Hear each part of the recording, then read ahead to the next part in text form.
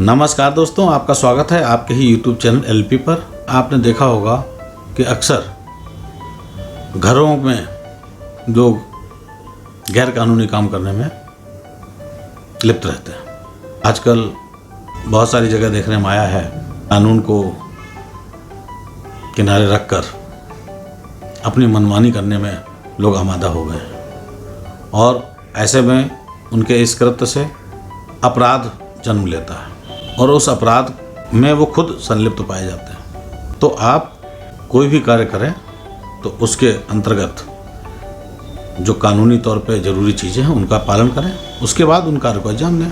Guest house खोलना कोई गुनाह नहीं है, लेकिन गेस्ट हाउस के खोलने के लिए जो नियम बनाए गए हैं उन नियमों का पालन करेंगे, नहीं तो कोई अपराध घटित हो जाएगा तो उसमें आप कहेंगे हमारा कोई लेना देना नहीं है। तो ऐसा कानून में नहीं होता। यदि आप उस प्रॉपर्टी पर रहते भी हैं और आप उस प्रॉपर्टी को इस तरह से इस्तेमाल भी करते हैं गैर कानूनी तरीके से और उसमें अनुचित लाभ कमाते हैं, उसके बाद आप ये कहें कि अपराध से मेरा कोई लेना देना नहीं है, तो ये बात चलने वाली नहीं है और अपराध में इसकी कोई गुंजाइश नहीं। आज मैं आपके साथ एक ऐसे घटनाक्रम के बारे में बात करूंगा। उसी से संबंधित एक मसला दिल्ली हाईकोर्ट के सामने पहुंचा और तब उसका पता चला कि आखिर ये मैटर क्या है। इस मैटर में हुआ ये था कि एक दिल्ली के निवासी के द्वारा अपने ही घर को गेस्ट हाउस के तौर पर बिना किसी लाइसेंस के, बिना किसी प्रोसीजर के, बिना किसी आईडी एटसेट्रा लेकर और कोई भी मतलब एक तरीके से कहा जा सकता है गैर कानूनी तरीके से गेस्ट हाउस चलाया जा रहा था।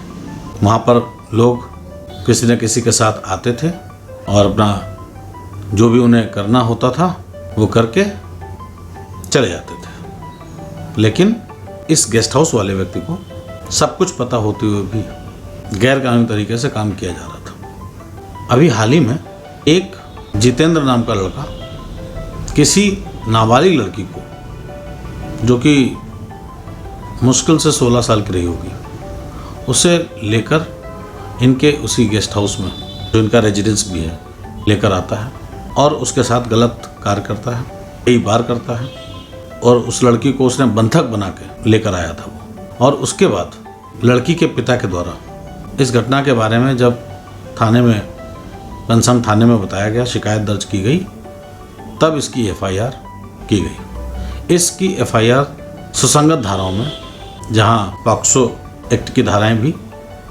6, 17, 21 वो भी लगाई गई, साथ ही साथ IPC की धारा 363, 366, 354B और 376 एटसेट्रा, ये धाराएं इस पर लगाई गई थी। इन्वेस्टिगेशन किया जा रहा था तो उसमें ये पता चला कि ये घर का जो मालिक है उसी के द्वारा एक तरीके से क्राइम को बढ़ावा देने के लिए अपराध में कहीं ना कहीं उसकी संलिप्तता मानी जा सकती है, मानी गई।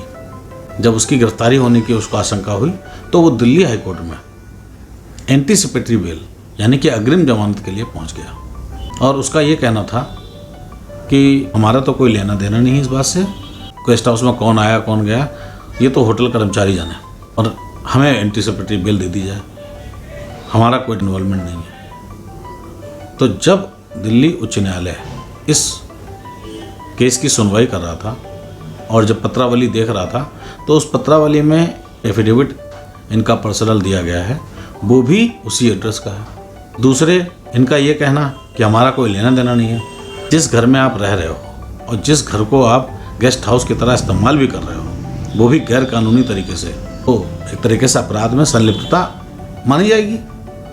और इन्होंने अपने जुर्म को कहीं ना कहीं टालने की कोशिश की, वो भी किधर कि होटल के स्टाफ के। अरे जब आपका होटल ही इलीगल है तो स्टाफ से क्या लेना देना, तो स्टाफ के कहकर आप बच नहीं सकते। कुल मिला के दिल्ली हाईकोर्ट के द्वारा सारे तथ्यों को ध्यान में रखकर पहला उन्होंने ये ध्यान रखा कि आपने गेस्ट हाउस अपने घर में चलाया बिना किसी लाइसेंस के चलाया, एक बात।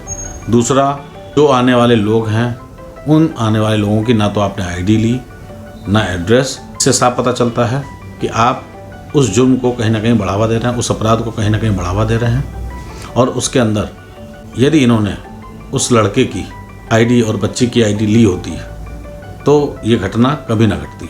और एक तरीके से आपके इस कार्य को ना करने से, चंद पैसों के लालच में ही तो ये सब हुआ। तो कुल मिला के दिल्ली हाई कोर्ट के द्वारा इनकी एंटिसिपेटरी बेल को, इनकी अग्रिम जमानत एप्लीकेशन को खारिज कर दिया गया और इन्हें बाकायदे एक तरीके से सह अपराधी, सह अभियुक्त के तौर पे अब देखा जाएगा।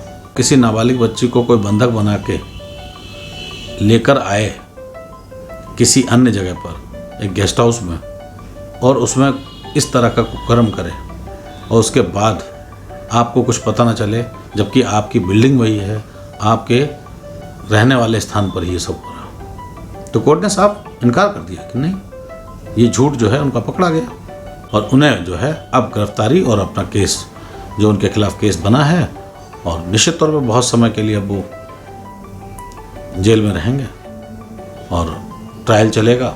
उस ट्रायल में देखिए जो भी होगा, अपराध तो हुआ है। तो आशा करता हूँ ये जानकारी आपको पसंद आई होगी और आप इससे ये बात बिल्कुल समझ गए होंगे कि कोई भी कार्य अगर आप कर रहे हैं तो निश्चित तौर पर उसको कानून के दायरे में करें, ताकि आप अभियुक्त न बन जाएं, आरोपी न बन जाएं। तो आशा करता हूँ कि आपको ये वीडियो पसंद आया होगा। यदि आपको ये वीडियो पसंद आया तो मैं चाहूँगा इस वीडियो को लाइक करें, कमेंट करें और सब्सक्राइब करें। तो अभी तक के लिए इतना ही, फिर मिलते हैं एक नई वीडियो के साथ। तब तक के लिए धन्यवाद।